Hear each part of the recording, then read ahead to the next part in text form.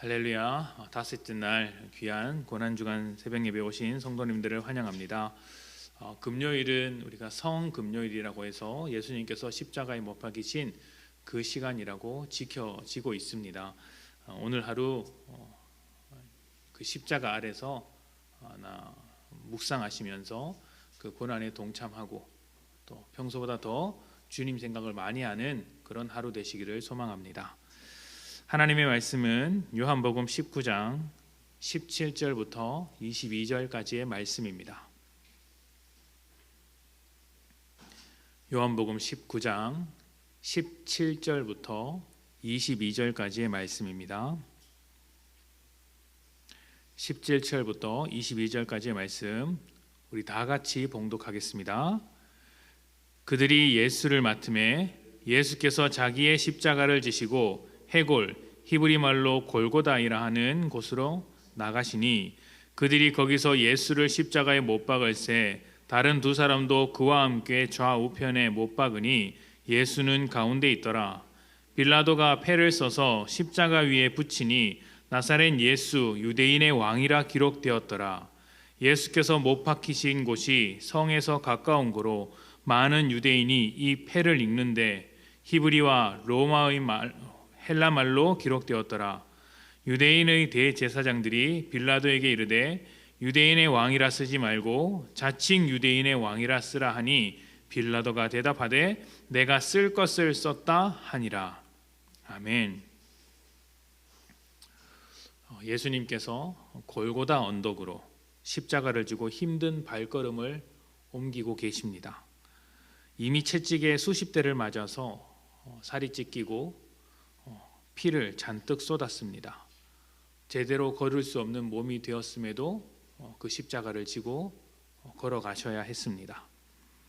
몇 번이나 쓰러졌고 일어섰지만 더 이상 갈 수 없어서 지켜보던 구레네 사람 시몬이 대신 십자가를 지고 가야 할 정도였습니다. 골고다 언덕에 도착을 했을 때 그곳에는 이미 십자가의 세로 기둥이 세워져 있었고 군인들이 예수님을 처리하기 위해서 모여 있었습니다. 예수님은 본인이 지고 오신 그 십자가의 가로 기둥을 땅에다 놓은 뒤 예수님을 그곳에 못 박기 시작합니다. 고통으로 가득한 신음이 악물은 이 사이로 새어나오기 시작합니다. 그리고 이내 비명에 가까운 울부짖음으로 변했습니다. 곁에서 수많은 사람들이 지켜보고 있는 가운데 예수님의 옷은 하나도 남겨지지 않고 벗겨졌습니다. 속옷과 겉옷, 가지고 있던 신발까지도 모두 벗겨졌습니다. 육체적인 고통과 함께 정신적인 수치스러움까지 더해서 더할 수 없는 고통이 예수님에게 찾아왔습니다. 그리고 이제 십자가에 매달리셨습니다. 예수님께서 당하신 고통은 모든 사람의 죄를 짊어지신 고통이었으나 그 사실을 아는 사람은 단 한 명도 없었습니다. 예수님 주변에서 십자가에 못 박고 조롱했던 수많은 사람들은 단순히 예수를 실패한 혁명가나 저주받은 인간, 죽어 마땅한 죄인으로 생각할 뿐 진정 하나님의 아들이다, 모든 인류를 구원하러 오신 하나님 나라의 왕이다 라는 생각을 하지는 못했습니다. 그러던 중 뜻밖의 인물이 하나님의 아들 예수 그리스도의 정체를 만천하에 드러냅니다. 그 사람이 바로 빌라도입니다. 로마를 대표하는 사람, 모든 세상을 대표하는 그 권력자 빌라도가 하나의 명패를 만들어서 이렇게 써붙였습니다. 유대인의 왕 나사렛 예수. 사실 빌라도가 써붙인 이 명패는 지금까지 자신을 괴롭히고 말을 듣지 않았던 유대인들에 대한 분노와 조롱을 담아서 만든 것입니다. 일단 나사렛 하면 떠오르는 말이 있으시죠? 나사렛에서 무슨 선한 것이 날 수 있겠느냐라는 요한복음 1장 46절의 말씀입니다. 이 말씀에는 나사렛 지역에 대한 아주 오래된 편견과 부정적인 인식이 담겨 있었습니다. 나사렛은 이스라엘의 북쪽에 있는 지방인데 이방 나라와 자주 접촉했던 지역입니다. 그래서 민족의 순수 혈통주의를 강조했던 이스라엘의 입장에서 보자면 나사렛은 변두리 시골인데다가 그 순수 혈통을 오염시킨 아주 부정적인 땅이라고 할 수 있었던 것이죠. 그래서 그곳에서는 선한 것, 거룩한 것이 나올 수 없다라고 생각했던 것입니다. 만약 하나님의 왕, 메시아, 그리스도가 나타난다면 나사렛과 같은 부정적, 죄로 가득한 땅이 아니라 그 당시 중심지였던 예루살렘, 성전이 있었던 예루살렘이 가장 어울릴 것이다 생각했던 것이죠. 이런 사실을 알고 있었던 빌라도가 일부러 적었습니다. 유대인의 왕 나사렛 예수. 아마 빌라도는 이렇게 생각했을 것입니다. 이렇게 말하고 싶었을 거예요. 봐라, 너희의 왕이 고작 이런 사람이다 라는 의미로 조롱의 그 명패를 붙였고, 아니면 너희가 그토록 죽이려고 했던 사람이 겨우 이런 사람이다, 이런 일로 왜 나를 이렇게까지 고생시키느냐, 이런 의미로 썼을 것입니다. 그래서 유대인들이 기뻐하지 않았을 때, 유대인들이 그 이야기를 싫어했을 때 빌라도에게 요청을 했죠.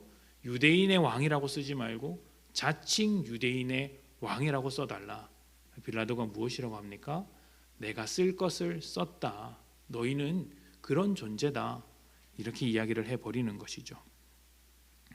그런데 이 글을 쓰고 있는 요한은 예수님을 끝까지 왕으로 인정하지 못하는 이스라엘의 무지와 악함, 그리고 그것을 모르는 자리에서 이야기하고 있는 빌라도에 대해서 고발하고 있는 것입니다. 자, 그런데 여기서 우리가 주목해야 할 부분이 있습니다. 요한복음 19장 20절입니다. 예수께서 못 박히신 곳이 성에서 가까운 고로 많은 유대인이 이 패를 읽는데 히브리와 로마와 헬라 말로 기록되었더라. 아멘. 빌라도가 명패를 기록할 때 세 가지 언어로 기록했습니다. 유대인들이 사용하던 히브리어, 로마 사람들이 사용하던 라틴어, 그리고 마지막으로 그 당시 성경 시대의 세계 공용어였던 그리스어, 헬라어까지 세 가지 언어로 기록되었죠. 이것은 예수님께서 참된 왕이라는 사실을 아무도 믿지 않은 현장 속에서 명패 하나가, 그 작은 명패 하나가 온 세상 사람들에게 예수를 선포하고 있는 장면입니다. 아무도 예수님의 왕되심을 인정하지 않을 때 그 부정적인 의미로 조롱의 의미를 담아서 쓴 명패 하나가 온 세상 사람들에게 갖가지 언어로 예수님의 왕되심을 선언하고 있는 것이죠. 하나님의 놀라운 섭리이자 일하심이 바로 여기에 있습니다. 하나님은 악함을 선으로 바꾸시고 가장 어두운 자리에서 빛을 내시는 분이십니다. 그렇기 때문에 조롱의 의미로 쓰여진 명패였고 사람들이 인정하지 않는 명패였지만 그 작은 명패 하나로 예수님이 누구신지 우리에게 증거해 주시는 것입니다. 하나님 나라와 세상은 완전히 다른 성격, 다른 원리를 가지고 있습니다. 예수님께서 말씀하시길 하나님 나라는 높은 자가, 이 땅에서 높은 자가 낮아지는 나라이고 낮아진 자가 높아지는 나라라고 하셨습니다. 주인이 섬기는 나라이고 선생이 섬기는 나라입니다. 그리고 당연히 섬겨야 할 종과 제자들이 대접을 받습니다. 먼저 된 자가 나중되는 곳이고 나중된 자가 먼저 되는 곳입니다. 왜 이렇습니까? 세상은 죄가 통치하고 하나님 나라는 하나님께서 통치하기 때문입니다. 십자가는 바로 이런 하나님 나라의 완성이자 시작입니다.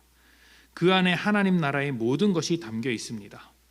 생각해 보십시오. 누가 십자가에 달린 예수님을 승리한 왕으로 생각하겠습니까? 십자가는 철저하게 실패하는 자리이고 죽음의 자리입니다. 대제사장은 십자가에 달린 예수님을 보고 자신들이 승리했다고 여겼을 것입니다. 저 사람 하나님의 저주를 받아 나무에 달려 죽었구나. 우리가 이겼다. 빌라도 입장에서는 유대인들의 골치 아픈 문제를 해결했다고 안심했을 것입니다. 한때 예수님께 관심을 가졌던 모든 사람들은 그 모든 기대와 관심을 조롱으로 바꾸어서 침을 뱉었습니다. 사람들에게 십자가는 그런 자리인 것입니다. 그런데 사람들의 예상과 달리 예수님은 자신의 일을 십자가에서 완성하셨다 말씀하셨습니다. 19장 30절입니다. 예수께서 신 포도주를 받으신 후에 이르시되 다 이루었다 하시고 머리를 숙이니 영혼이 떠나가시니라. 아멘. 예수님께서 죽으실 때 마지막 그 순간의 장면이 어떻게 됩니까? 머리를 숙이니 영혼이 떠나갔다, 이렇게 소개되고 있습니다. 그런데 여러분, 이 순서가 좀 이상하지 않으십니까? 영화나 드라마 같은 것을 보면 사람이 죽는 장면을 표현하기 위해서 어떻게 하죠? 들고 있던 손을 툭 떨어뜨리지 않습니까? 들고 있던 손을 툭 떨어뜨리거나 숨 쉬고 있던 사람이 고개를 툭 떨어뜨리는 장면을 보게 됩니다. 순서가 어떻게 되냐면 살아있을 때는 손을 들고 있는데 죽으면 손을 떨어뜨립니다. 그렇지 않습니까? 그래서 그 손을 떨어뜨리는 것을 보고 이 사람은 이미 죽었구나라고 생각을 하죠. 그런데 지금 예수님은 머리를 숙이고 나서, 예수님께서 머리를 숙이고 나서 영혼이 떠나갔다, 이렇게 되어 있습니다. 그러니까 죄와 죽음이 예수님을 지배하고 있는 것이 아니라 예수님께서 스스로 죽음을 받아들이셨다는 것이죠. 실패와 절망과 죽음의 자리인 십자가지만 예수님께서 하시려는 일을 전혀 방해하지 못했다. 죄와 죽음이 끝까지 예수님을 이겨내지 못했다. 그래서 예수님은 그 절망의 자리 십자가에서 다 이루었다 말씀을 하시는 것입니다. 십자가는 굉장히 역설적인 자리입니다. 죽음의 자리이지만 죽음을 이겨낸 자리입니다. 가장 어두운 자리이지만 그곳에 빛이 있는 자리입니다. 가장 절망적인 자리이지만 소망을 담고 있습니다. 왜 그렇습니까? 하나님께서 십자가를 통해 하나님의 일을 시작하셨고 예수님께서 그 일을 이루셨기 때문입니다. 실패의 자리가 아니죠. 완성된 자리입니다. 그래서 세상은 십자가를 단순히 벗어날 수 없는 절망의 자리로만 생각하지만, 그래서 그 절망 때문에 두려움을 느끼지만 우리는 십자가를 바라보며 영원한 생명과 소망을 기대할 수 있는 것이죠. 부활하기에, 부활이 기다리고 있기 때문에 십자가가 소망이 될 수 있는 것입니다. 우리는 예수님을 본받아 십자가를 지고 가는 사람들입니다. 십자가를 진다는 것이 어떻게 보면 가장 어두운 현장, 가장 절망적인 현장으로 부름받았다라는 것일지도 모릅니다. 그곳이 가정이든 직장이든 교회든 세상 어느 곳이든 우리가 있는 곳은 하나님께서 부르신 곳이며 십자가가 있어야 하는 자리라는 것이죠. 세상을 보십시오. 여러분 주변을 둘러보십시오. 죄로 가득한 것, 악하고 어두운 것이 가득하지 않습니까? 소망이 없고 절망이 가득합니다. 왜 그렇습니까? 진리가 없기 때문이죠. 빛이 없기 때문입니다. 그래서 우리가 부름을 받았고 그곳에서 십자가를 지며 하나님의 빛을 비추어 주는 것입니다. 우리가 있는 곳은 당연히 빛나야 합니다. 우리가 빛이기 때문이죠. 그럼에도 불구하고 캄캄한 어둠뿐이라면 그것은 세상이 더 악해져서가 아니라 빛을 내야 할 우리가 빛을 내지 않기 때문입니다. 어둠은 그냥 어두울 뿐이죠. 어둠을 더할 수는 없습니다. 어둠이 더 어두워지는 것은 빛이 점점 사라지고 있기 때문이죠. 세상이 악해지는 것은 교회가 복음의 빛을, 우리가 복음의 빛을 드러내지 못하기 때문은 아닌가 생각을 해보아야 합니다. 왜 십자가를 안 지려고 하시죠? 왜 빛을, 가장 절망의 자리에서 빛을 드러내지 않으시죠? 혹시 십자가를 절망의 자리로 생각하기 때문은 아닐까요? 세상과 같이 실패하는 자리, 패배하는 자리, 도망가야 할 자리로 생각하는 것은 아닙니까? 만약 그렇다면 대제사장과 빌라도의 생각과 우리의 생각이 똑같은 것입니다. 십자가는 가장 어두운 곳에서 새롭게 태어나는 빛과 같습니다. 죽음의 자리가 아니라 생명의 자리입니다. 매우 역설적인 자리죠. 그러니 예수님께서 십자가를 지신 것 같이 오늘 우리에게 주어진 십자가를 짊어지십시오. 우리가 이 십자가를 당당히 지고 걸어갈 때 세상은 비로소 하나님의 빛을 만나게 되며 하나님을 알게 됩니다. 그리고 우리도 예수님과 같이 하나님 앞에서 다 이루었습니다. 내게 주신 사명을 다 이루었습니다. 고백할 수 있을 것입니다. 세상이 이해할 수 없는 십자가, 죽음의 자리가 아니라 생명의 자리인 십자가를 주님과 함께 믿음으로 채워가는 복된 성도님들이 되시기를 축복합니다.